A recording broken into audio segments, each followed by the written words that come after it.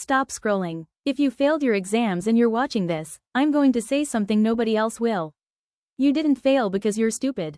You failed because you were unprepared for how hard consistency actually is.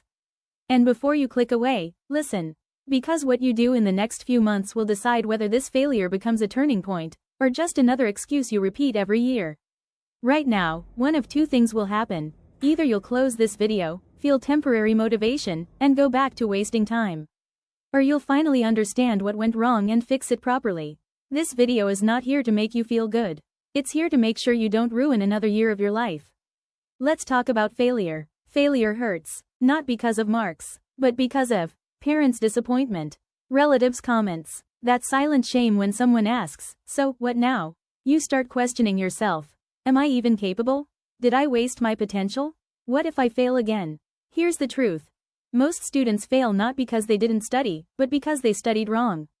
They relied on last-minute motivation, random YouTube videos, unrealistic schedules, comparing themselves with toppers. Let me be brutally honest. If you repeat the same habits, the same distractions, the same mindset, you'll repeat the same result. Hope is not a strategy. Motivation is not a plan. The biggest lie students believe. The biggest lie students believe after failing is, next time, I'll work harder. No, harder is not the answer. Smarter and consistent is. Most failed students overestimate how much they can do in one day. Underestimate how much small daily effort compounds. They make grand plans. I'll study 10 hours from tomorrow. I'll change my life from Monday. This time I won't get distracted. And then reality hits. Discipline doesn't come from motivation. It comes from structure. If your life has no structure, your studies won't either. Why failing once is dangerous. Failing once is painful. Failing twice is identity damage. After repeated failure, students stop believing in themselves. They don't say it loudly, but inside they think, maybe I'm just average. Maybe success isn't for me. Others are just smarter. This mindset is more dangerous than failure itself. Let me tell you something important. Your past results are not proof of your future ability. They are proof of your past systems. Change the system right, pointing arrow, results change. What actually needs to change? If you failed, you don't need more motivation, more videos, more pressure. You need clarity in 3 areas. Keycap 1. What exactly went wrong? Not, I didn't study. Be specific. Weak basics?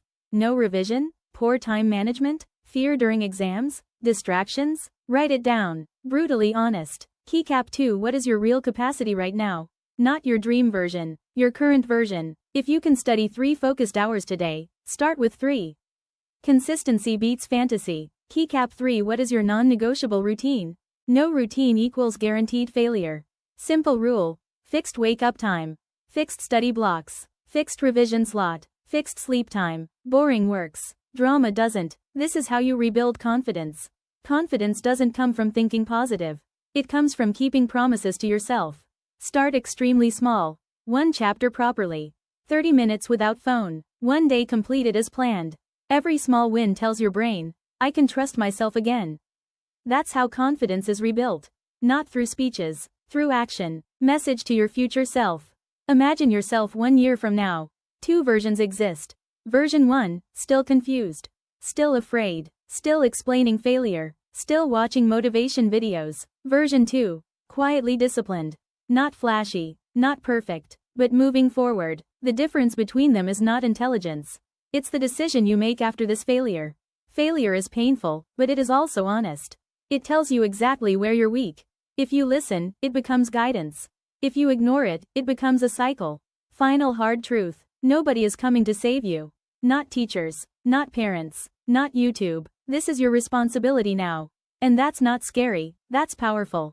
Because the moment you stop blaming syllabus, luck, system, others, you take control. You don't need to prove anything to anyone. You just need to not give up on yourself quietly. If you failed exams, good. Now you're awake. But don't waste this pain. Use it. 1 year of focused effort can change the direction of your entire life. Start today, not perfectly, but honestly. And remember, failure is not the end. Repeating the same mistake is.